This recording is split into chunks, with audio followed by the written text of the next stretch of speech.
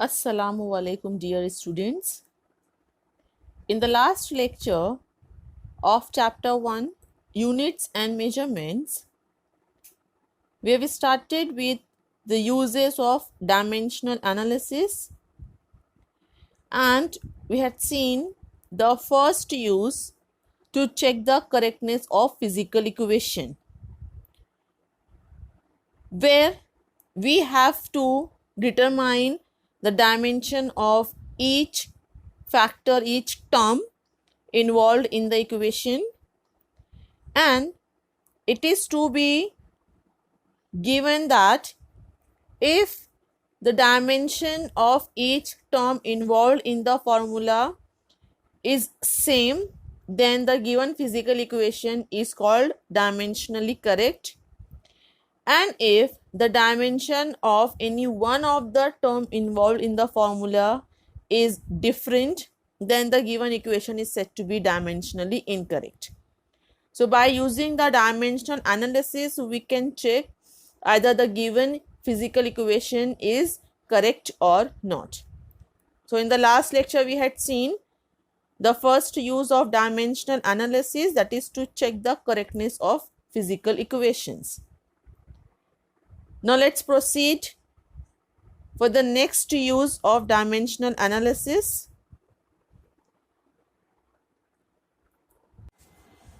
Now let's have the second uses of dimensional analysis. The second use is to establish the relationship between related physical quantities.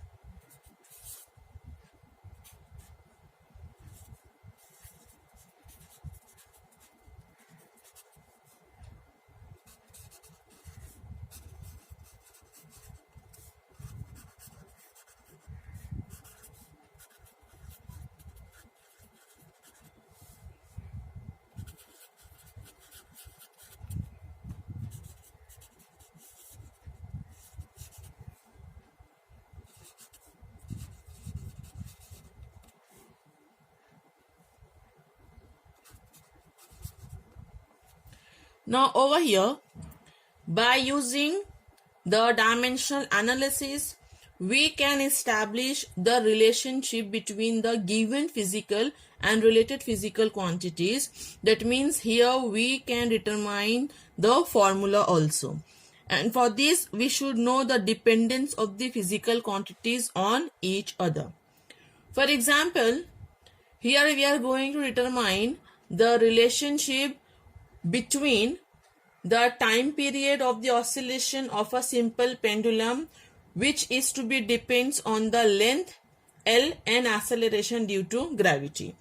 By using the dependence physical quantities, here we are going to determine the formula for the time period of the oscillation of a simple pendulum there. Here we are going to consider that the time period is to be given as capital T of oscillation of a simple pendulum,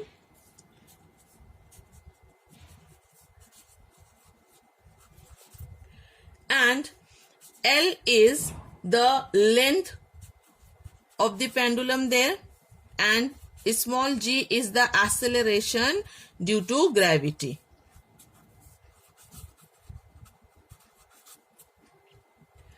Let's derive the relation between T, L and G. So the method over here, first of all, as we are going to determine the or derive the formula for the time period, so over here you have to write down the time period capital T is directly proportional to the other related physical quantities, as time period is directly proportional to L as well as it is to be proportional to G. So over here we have to write time period is directly proportional to L as well as time period is directly proportional to G. Okay, as we don't know the exact relationship between over here, we are suppose that time period is directly proportional to length of the pendulum and acceleration due to gravity. So over here we should give the power to the related physical quantities there. That means over here the power must be raised for L as it is unknown right now. So here we are giving the power as A, and for G we are giving the power as B. If there are more related physical quantities are there, so the powers must be raised by the given physical quantities like A, B, C, D or X, Y, Z. Then by using these two, we can write time period is directly proportional to L raised to A into G raised to B. So this is the way by using which we can determine the relationship between the given physical quantities. Whatever the relation is to be determined, here we have to write that is directly proportional to the related physical quantities must be written in multiplication with the respective powers. If, for example, here one more quantity is to be present, so it is to be written in the multiplication and power is to be given as C there. As over here the time period depends on L and depends on G, so it is to be written as T is directly proportional to L raised to A into G raised to B there.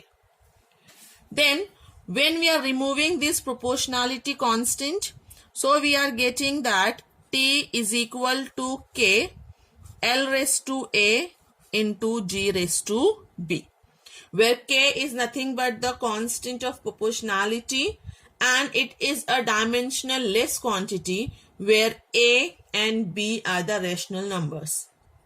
And the value of K is to be determined further, as here it is to be considered as a constant quantity there.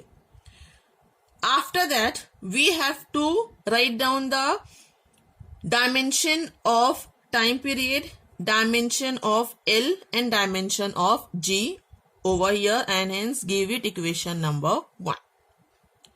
Now, the dimension of the time period is to be given as it is to be written in the square bracket with L, M and T with respective power.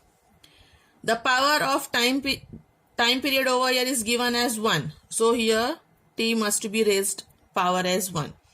And the power of L and M is to be written as 0 there. Then it is equal to K. Write down the dimension of L.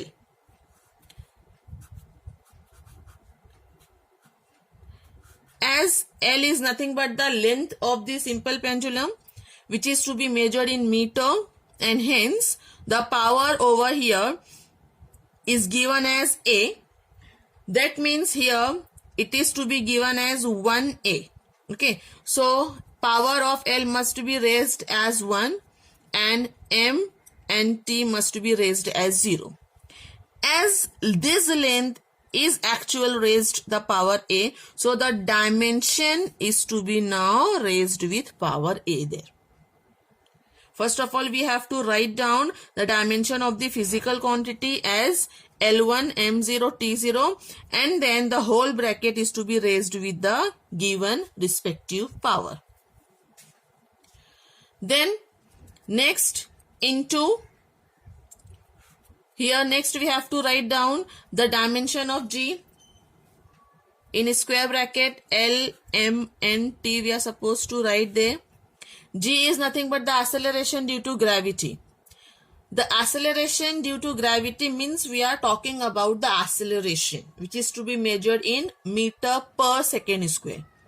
That means it is to be given as meter into second raised to minus 2. So over here meter is to be raised with power 1 and second raised to minus 2 is there, which is the measurement of time. Hence here T is to be raised with power minus 2 and M must be raised with power 0. As acceleration due to gravity, we are having the dimension L1, M0, T minus 2 there. Here G is to be raised with power B. So here this dimension is to be raised with power B. So in this way, after formulating this equation, we have to write down the dimension of each physical quantity. Then next here we have to solve this, where we are supposed to write as, let's multiply with power. So it becomes L1 into A will be A, M0, T0. Here L raised to 1 into B will be L raised to B, M raised to 0, T raised to minus 2 into B. So here it is to be written as T raised to minus 2B. Then as over here, for the same base, when it is to be multiplied with the power, so for the same base the powers are to be added. So we can write down the dimension like L, M and T there. So L raised to A into L raised to B will become L raised to A plus B. M raised to 0 into M raised to 0 will be M raised to 0. M raised to 0 into, T raised to 0 into T raised to minus 2B is 0 plus, and this minus 2B remains as minus 2B. That means over here we are getting the dimension of the time period, which is L0, M0, T1 is to be is equal to K into the dimension of L raised to A plus B, M0, T minus 2B. After getting this equation, we have to compare the powers for the same physical quantity, that is of L and M and T. And on comparing, we are getting for L as the power is 0 and here the power is A plus B. That means here L raised to 0 is equal to constant L raised to A plus B. That means we can equate the powers for the dimension L there. Hence we can write as A plus B is equal to 0. Then next, power of M is 0 and M is 0, so there is no need to write anything there for the mass. After that, here the power of time is 1 and here the power of time is minus 2B. So we can write that minus 2B is equal to 1. And after getting these two equations, we have to determine the value of A and B. As the value of A and B, which is nothing but the power which is to be raised by L and G respectively, it is unknown for us. So it is very important that we have to determine the value of A and B. And finally, here we can get that by using this, the value minus 2B is equal to 1, the value of B we are getting as minus half. And let's substitute the value of B here as minus half. So we are getting the value of A as half there. Okay, here we are supposed to substitute the value as minus half, and A minus half is equal to 0. It becomes A is equal to half there. So now we come to know the value of A and B. After getting this, we have to substitute these two values in the equation 1, and hence we are getting T is equal to constant K. L raised to A is there. Value of A we are getting as half. So L raised to half into G raised to B is there. The value of B is minus half. So G raised to minus half. Then here we can write that the T is equal to K, as L raised to half is nothing but square root L, and this G raised to minus half, that means this minus power which is to be raised over here, we can write it in the denominator, like it is to be written as T is equals to K, L raised to half divided by G raised to half. Okay. So this power which is negative in the multiplication become positive when comes in the denominator. So this G raised to half is to be written as square root of G.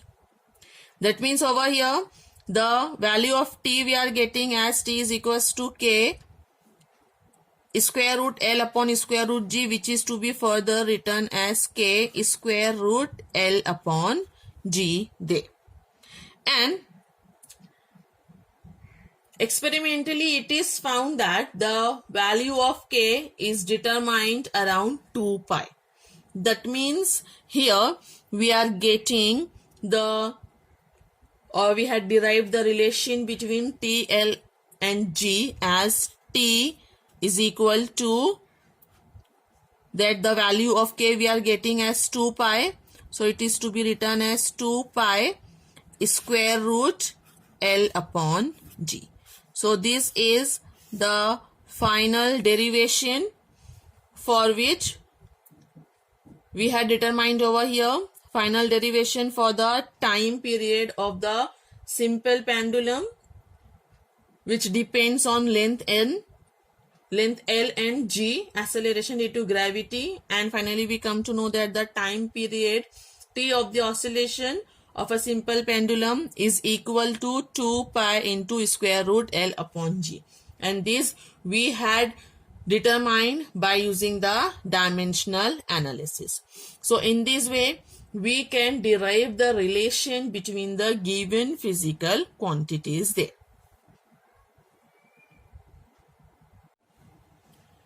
Now, next let's have one more example that is based on the same use, that is to establish the relationship between related physical quantities. Here we are going to derive the formula for the kinetic energy of a particle having mass m and velocity v by using dimensional analysis. So here we are going to derive the formula for kinetic energy.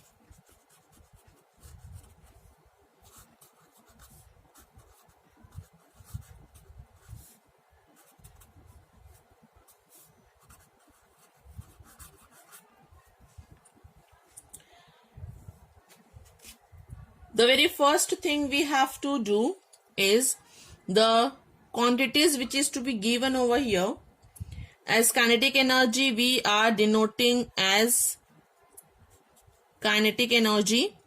Okay, Ke is nothing but our kinetic energy, and we are going to denote it as E there. Then small m is nothing but the mass of the particle there, which is to be moving with velocity v. So small v denotes the velocity of the particle. Then by using the dimensional analysis, here we have to first of all formulate the dependence and hence the equation there. So the kinetic energy E is directly proportional to m, as well as kinetic energy E is directly proportional to v. With this relationship, here we have to give the powers to m as A and v as b.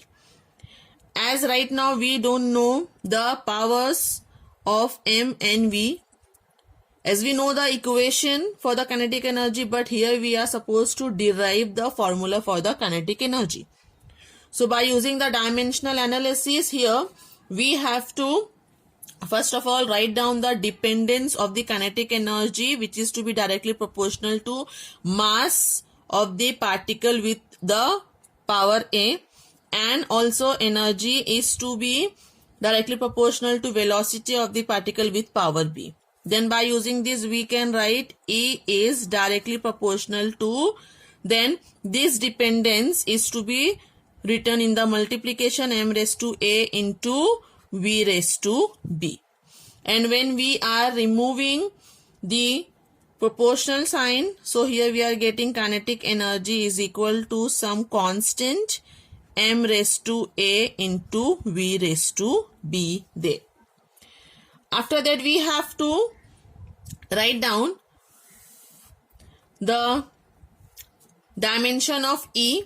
Sk is the constant of proportionality which is dimensionless, and we have to write down the dimension of m mass and v velocity there.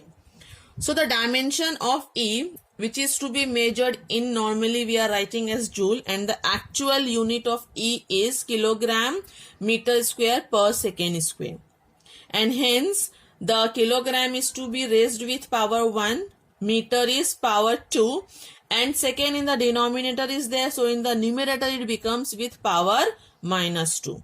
So the dimension of E here we are supposed to write as L2 m1 t minus 2, as the unit of energy E is kilogram meter square per second square, is equal to the constant m stands over here for the mass, and mass is to be measured in kilogram, power is to be raised here as 1, so it is to be written as L0 m1 t0. After writing the dimension of m, the power of m is to be raised over here as a, so here we are supposed to write the power a as for the dimension m. Then next for the velocity, as velocity is to be measured in meter per second, so meter m raised to 1 m0 per second is there, so in the numerator it becomes with power minus 1. As here the power of the velocity is to be raised as b, so we are supposed to write the dimension of the velocity must be raised with power b. Then next we have to write as L0 dimensional power over here is a, so 0 into a will be 0 there, m raised to 1 into a will become m raised to a, t raised to 0 into a become t raised to 0. Similarly for the power b, we have to write L raised to 1 into b will become L raised to b, m raised to 0 into b becomes m raised to 0, and t raised to minus 1 into b becomes t raised to minus b. After that we have to multiply these two dimensions, as over here each dimension is to be raised with power, so for the same base the powers are to be added. So we have to write k, in the square bracket we are supposed to write as L m n t. Then for the same base L, power is 0 plus b becomes L raised to b. For m, power is a plus 0 remains a. And for the time, power is 0 minus b becomes t raised to minus b. And over here this we are getting for the dimension of kinetic energy L2 m1 t minus 2. After getting this equation, we have to compare the powers of the same base there. So on comparing, we are getting for L as the power is 2, and here for L the power is b. So we can write b is equal to 2. For m, power is 1, and for m here it is a. So we can write a is equal to 1. And for the time, as here you can check it, the time is to be raised with power minus 2, and here the time is to be raised with power minus b. That means minus b is equal to minus 2, and hence we can say that b is equal to 2. So here we are getting the value of a and b as it is here this equation is to be given as number 1. As in the equation, the power of A and B is unknown for us, and by using the dimensional analysis we have determined first the power of A and B, where we are getting the power of A as 1 and power of B as 2 there. Now let's substitute the value A and B in the equation 1, and hence we are getting E is equal to constant m raised to A. So m raised to A is 1, so power is 1 over here, into V raised to B. So V raised to B, B is to be getting the value 2, so we are supposed to write it as V raised to 2. So here we are getting the equation for the kinetic energy. E is equals to K into m raised to 1 into V raised to 2, that is K m V square.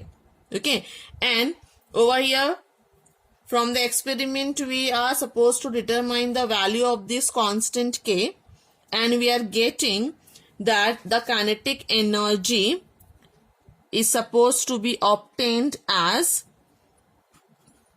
the kinetic energy we are getting as the value of K, we are getting as half. So here we are formulating the equation for the kinetic energy as half mv square. So in this way we can establish the relationship between the related physical quantities by using dimensional analysis. So here we had discussed the second use of dimensional analysis, that is to establish the relationship between related physical quantities. One more use is there that we will discuss next time in the next lecture, and the chapter will be continue next time in the next lecture. Thank you.